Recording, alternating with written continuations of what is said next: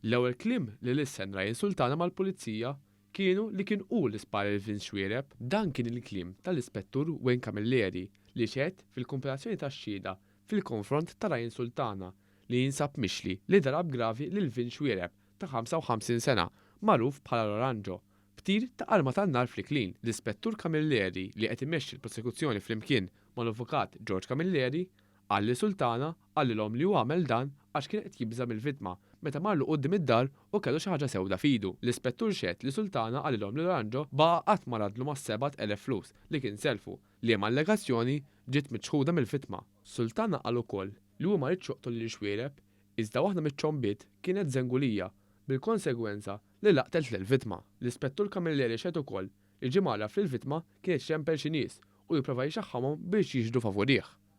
Is-sidin ta' kumpanija tal-kostruzzjoni li kienet insabet ħatja li kkaġunat il-mewt ta' żagħżugħ Franċiż tneħħiet mir-reġistru tal-kumpaniji fuq kwistjoni separata bil-qorti ma taċċettax it-talba tal-istess kumpanija biex din terġa' tiġi rreġistrata.